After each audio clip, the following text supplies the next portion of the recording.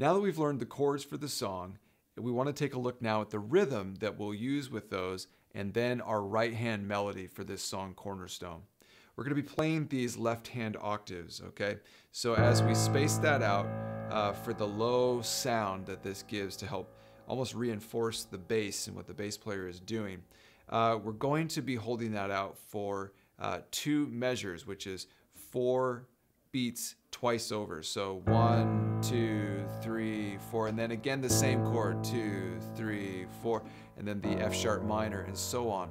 And it's not until the end, those last 2 chords, the D and then the E, only get 4 beats each.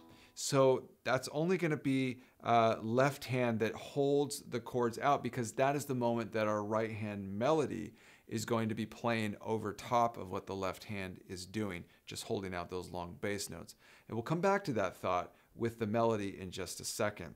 Once we get into the verse itself, my hope is built on nothing less, I'm going to add now a little bit of right hand as I play it, but when you're playing again with a full band, you're just going to be holding out the duration of that left hand chord. So mostly 4 beats for the primary chords, my hope is built on nothing less, 4 beats there.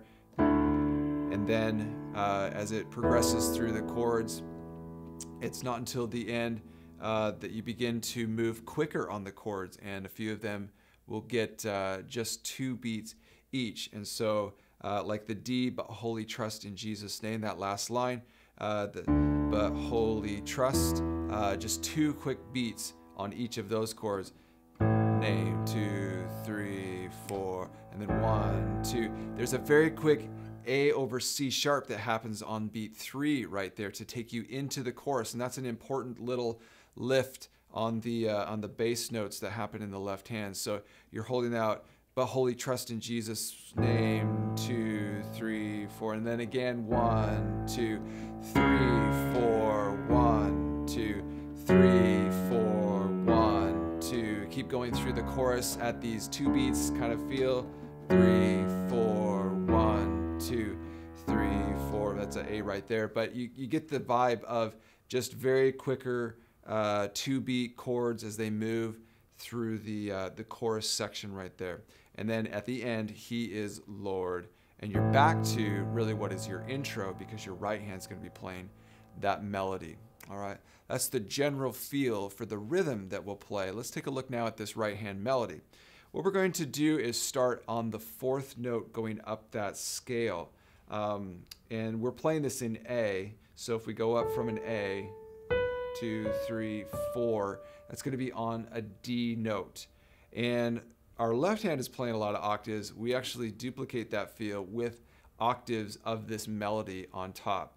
So it's just walking back down those notes that I just played, a D to a C sharp, and then a B note, and then an A. And it's just this little walk down, but in octaves, that repeats over and over. So it's the specific rhythm and pulse of that that's important.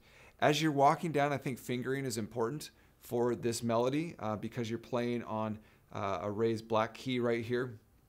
If you start on an octave, so your 1st finger and 5th finger stretched out, if you can make it work, a little more stable way to hit that is to come on the 1st and the 4th.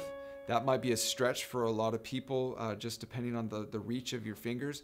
So if you need to do 1st and 5th all the way down, that's okay. It's sometimes a bit more challenging to get a smooth connection. So what you're going to be doing then is a rhythm that begins with a bass note hit of 1, and then on the and of 1, because we're kind of playing in 8th notes of 1 and 2 and 3 and 4, and that quick of a rhythm on this left hand and right hand melody.